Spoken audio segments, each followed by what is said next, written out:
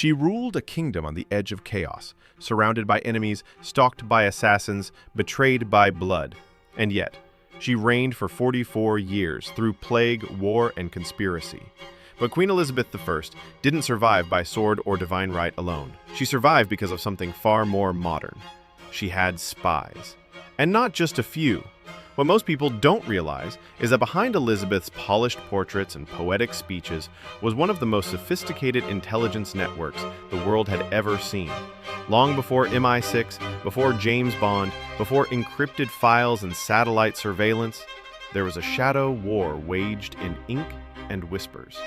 And it all started with one man, Sir Francis Walsingham, the Queen's spy master, her ghost, her shadow. Walsingham wasn't just a loyal advisor. He was the architect of an invisible empire, quietly built beneath Elizabeth's court. While noblemen squabbled over titles and land, Walsingham built a surveillance state before the phrase even existed. And its purpose? To keep Elizabeth alive. Because her throne was never secure. Catholics believed she was a heretic. Spain wanted her dead. France wanted her replaced.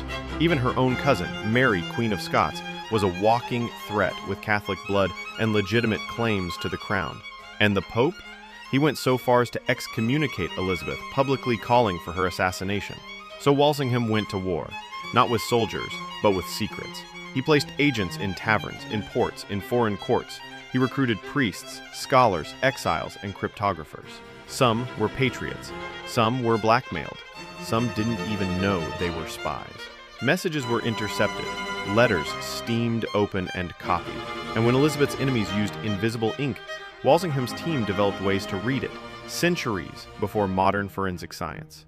But the most brilliant and terrifying moment of his career came with the Babington Plot. It began as a plan hatched in shadows, a secret Catholic uprising to assassinate Elizabeth and place Mary, Queen of Scots, on the throne. The conspirators thought they were operating in secret. They wrote in code. They hid their letters inside beer barrels, smuggled between safe houses. But Walsingham was always one step ahead. Unbeknownst to them, he had already infiltrated the plot. He'd captured their courier. Every message they sent was being read before it ever reached its destination. And then, Walsingham did something bold. He let the plot unfold. He let it breathe, waiting, watching, gathering names, until Mary herself took the bait. She responded to a letter approving the assassination.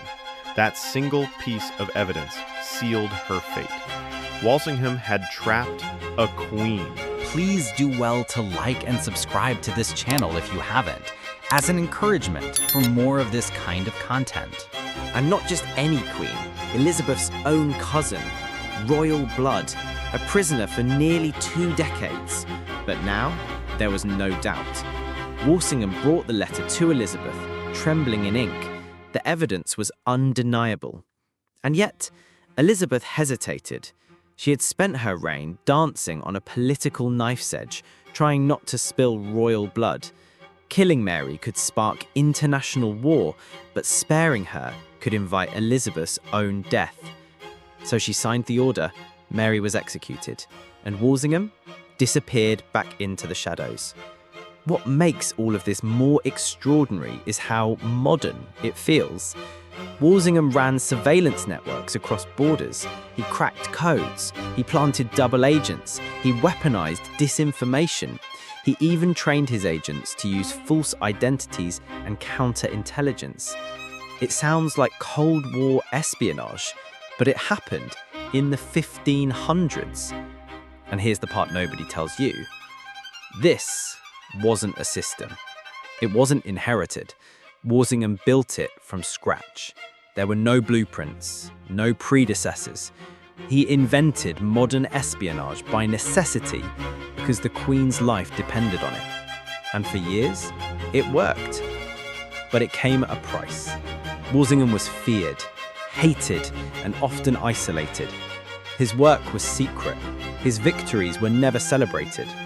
And when he died in 1590, he died in debt, largely forgotten, a man who may have single-handedly prevented a civil war and never saw glory for it. But Elizabeth never forgot. She once said, I have placed my trust in God and in you, Mr. Walsingham. And trust him she did, with her letters, her life, her crown. So when you think of Queen Elizabeth I, don't just picture the ruffled collar and the fiery speeches.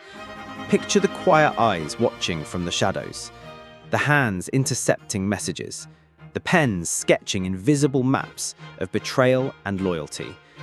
Because her legacy wasn't just built on diplomacy and pageantry, it was built on surveillance, secrets, and one man's tireless invisible war. And that, long before 007, was Britain's first spy empire.